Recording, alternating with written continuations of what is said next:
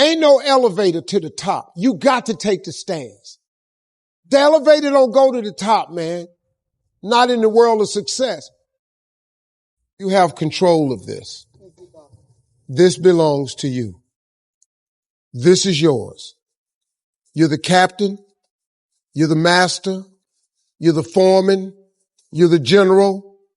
You're the head. Don't give control of this to nobody. Get off of Instagram and Snap and get off all these blogs and get into something that can really, really move your life forward. Listen, getting successful, it's not a magic trick. You can decide to be rich. It's highly doable. But you first have to think it. The difference between successful people and non-successful people is here. I'm no better than none of y'all. If you want to be successful, you have to change this. This has to change. Listen to me. It's not what makes it hard is your lack of belief that it can happen for you. The fact of it is, though, it's very doable. See, but you got to change, though. If you keep doing what you've been doing, you're going to keep getting what you've been getting. So if you're at a place in your life and you ain't happy with it, you have to change some things. But you have to make a conscientious decision that you're going to change. And it's not dependent on anybody else. It don't matter what your mama think. It don't matter what your coworkers think. It don't matter what your siblings think. It don't matter what your children think. It don't matter. They have nothing to do with it. This decision is yours and yours alone. Let me tell you something. You get to decide if I'm going to be rich, poor, mediocre, plentiful, happy, sad. You have a decision to make. It's really not important what the majority of people that are blogging are saying. As a matter of fact, bloggers are not relevant people. They're not shakers and movers, and they're not decision makers, and they're not power brokers. So when you spend so much time in the blog world, the Instagram world, the chat world, all of this, you're wasting valuable time. If I was young and I had what you have, and you're the brightest group of young people that have come along in a long time, man. Millennials are absolutely brilliant because you all have technology.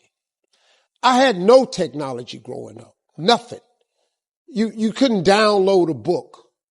You had to go to the library, go to the card catalog, pull it open, find the book, find the number, go get on the elevator, go to the row, find the number book, get the book, and hope somebody ain't told a page out that you want to read.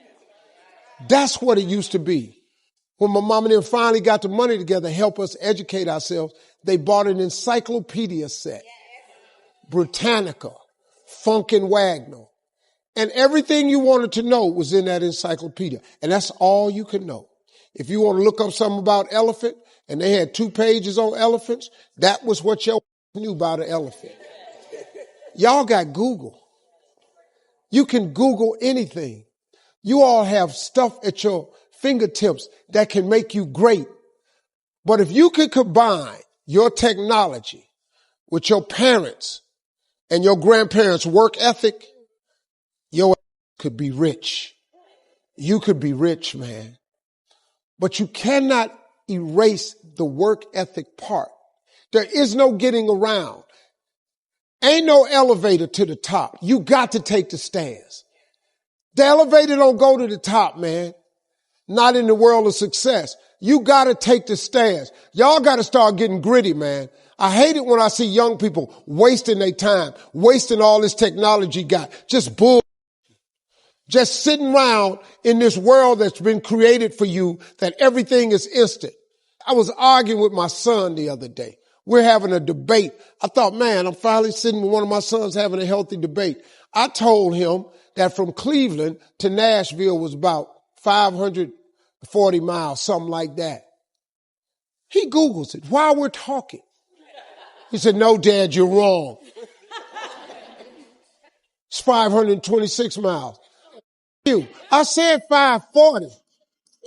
It's amazing, man, how you rely on technology and it's a help to you. But young people, you got to get gritty, man. You got to develop some dog in you. You got to understand that success, you can't Google success. Go Google it. You can't Google it, man. I got something else for you. Because I've lived so long and I've been exposed to so many things. I've seen stuff hopefully you'll never see. And I've seen some things I hope one day you do see. But go Google exposure. It ain't going to take you nowhere. I've been around the world, man, because I've traveled it. But I traveled it because I've made myself uncomfortable. I have a life of convenience now. But in order to get the life of convenience, you got to have a very uncomfortable life. You got to get comfortable being uncomfortable.